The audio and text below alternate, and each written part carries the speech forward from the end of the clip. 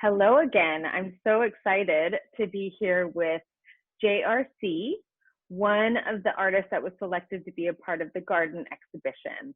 Hi, JRC. How you doing? Good to talk to you again. I am so excited to chat with you. When you walk in the gallery, one of the first pieces you see is your work, and it just conjures up so much nostalgia. The imagery that you choose, the imagery you select really, really tell a story. Your work is analog collage. Can you talk to me a little bit about what that means to you and how you go about selecting your images?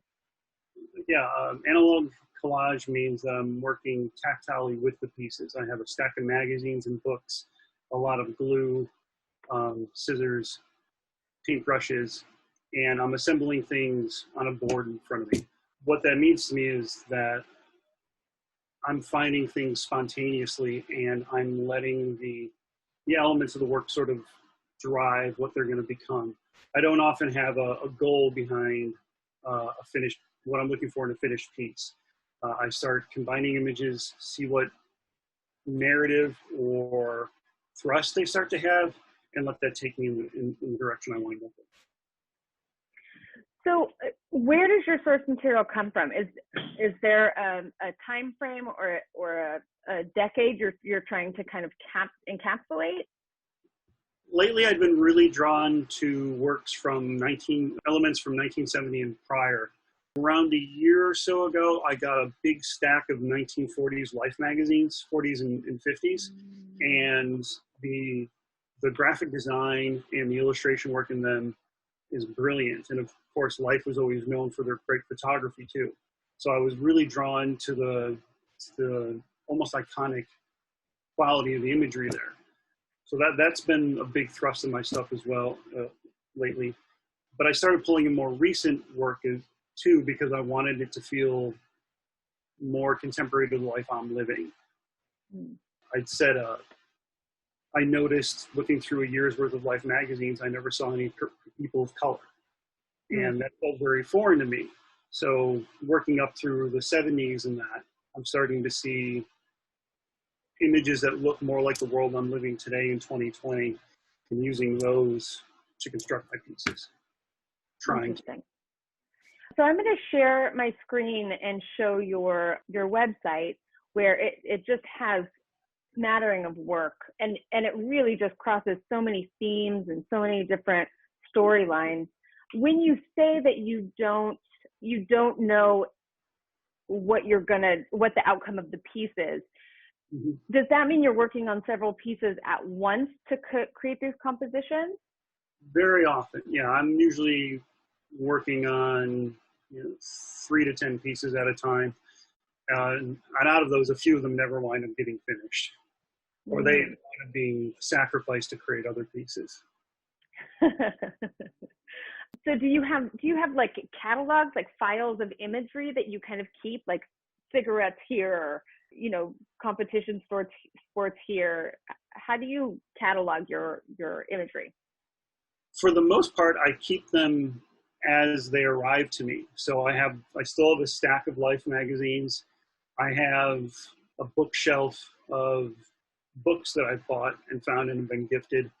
And when I start working, I'll pick up one of those and just start leafing through it. I love it. There's so much story in each of these images, and using these kind of antiquated, these kind of 1940s, 1950s imagery, they feel so connected to today in political sense, in kind of the backlash that our country's having in electing President Trump and everything. I just feel like these people, these kind of older white, and I'm going to name him racist people, still exist. I almost feel like you're trying to have a commentary that even though this is old, these people are still very, very relevant. I think you're right. There's the more things change, the more they stay the same, as they say. I think what I said earlier about trying to pull these older images into a 2020 context and trying to create a life that looks more like the life I live is in part what you're saying. I will say that I don't feel like I do it. I'm not trying to do it overtly consciously, because I'm still trying to let the pieces or the elements of the work dictate what they become. What's really important for me in the images that I create is that I'm making something that can inspire the viewer to tell a story, to put themselves in the piece and find it, much like you are. Mm-hmm. So when you say the life I live, if you're using images from the 40s, 50s, and then now the 70s to add that person of color imagery, if you're using images based in a racist context, how can you undo those notions in this imagery? And specifically speaking about this one, it's such a juxtaposition, but you can see African American people behind them are obviously laboring.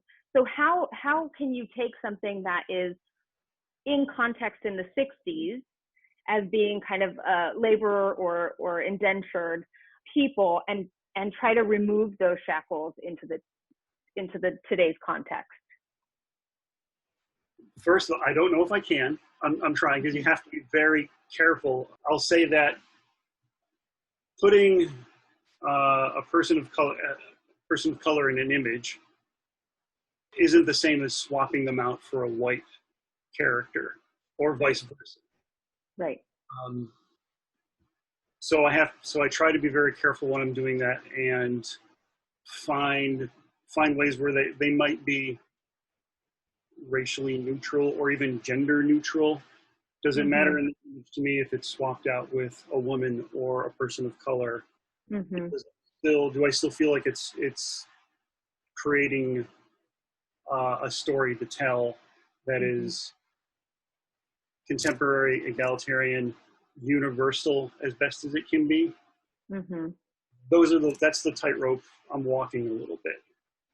Yeah, definitely. I think when you're kind of in the confines of using historical material, releasing yourself from those boundaries would be extremely difficult.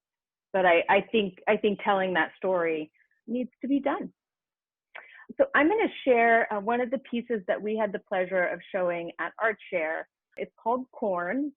There's so much here. That beautiful farmhouse in the background, corn that's canned, so probably grown at that farmhouse and then processed into today's, our need to preserve and can things. And then it's spilling out with, explain to me what you're trying to say here, if you could. Spilling out with, and it's either spilling out with or an image that I've decided is death is riding by. And actually I can go through some of these. The image of death is actually from an advertisement which posited a fifth horseman of the apocalypse being fire. They were trying to sell fire alarms and such. But I think on its own, it reads more as death, coming in this sense as a form of flame, which is also something used to cook with. So death is bringing fire to cook the corn that maybe the people in the farmhouse eat now. Or some people have said to me that they think this piece is about how the omnipresence of convenience is causing us a loss in society or a form of cultural death. Because now we're not going out and growing our corn and bringing it into the house to either shuck or preserve or cook for a meal. We're just going to the grocery store and we're buying the stuff in a can, and we've lost the connection to the earth in that. So, yeah, but it's absolutely open for people to look at and take different things out of. I mean, it's beautiful and it's gross because you have fresh corn, but then there's kind of this cream thing happening after you cook it, and then the lace just kind of grounds it in that Victorian kind of feel. Yeah, I wanted to really a shawl sort of thing over the scene in the background. You mentioned my working analog. This is a piece that actually exists in several different forms, and the version that became this print actually has some digital elements to it. The photo was taken from where the farmhouse was taken from a government archive, open source government archive, and the lace was something I found on a shared stock photo website that I combined together to create that. I'm working on actually an analog version of that. And there is, if I can show you, there is another version of this piece that's close to the first way I found it. Let me do a screen share. When I originally found this piece, as I said, it was in probably a Life magazine. It might have been something else, but I held it up to the light and realized that on the back was an underwear ad that lined up almost perfectly with it. And so before I cut the piece up, I'd scanned it in and I'd scanned the other side in because I wanted to make a short animation of the piece. That sort of, like to a degree, sort of celebrated how I originally found it, but also maybe this is some other commentary that people can look at and interpret. You've said that twice now. People can interpret. Do you enjoy hearing people's interpretation of the work that you're sharing? I do like to talk to people about art and how they interpret it. Mine or anybody's. I think in a lot of ways that's how art comes to life now, is our interpretation of it. We're very experience driven as people, and in gallery art, or art that hangs on the wall, the experience comes in viewing it and taking it in, but then it grows by the way you expand with your peers and your friends who are seeing it with you. Yeah. I agree. And I think that's one thing I miss most, is standing in an art gallery with a friend and interpreting art, enjoying it kind of in its real form. So before we go, JRC, I wanted to share your Artsy page. So these works are for sale through our garden exhibition website, all very affordable work. And tell me about that. Is that purposeful? Are you hoping for these, your pieces to find good homes? I am hoping for my pieces to find good homes. As long as I've been working in art, I've always been a little flummoxed as to what I should be charging for my work. I think a lot of artists go through something like that, but I give myself what I think is a fair wage, and put them out there for people to hopefully take home and love. That's to great. Continue the story. So tell me, what is your Instagram and your website? For my website, to start off, is onewordlong.com. Okay.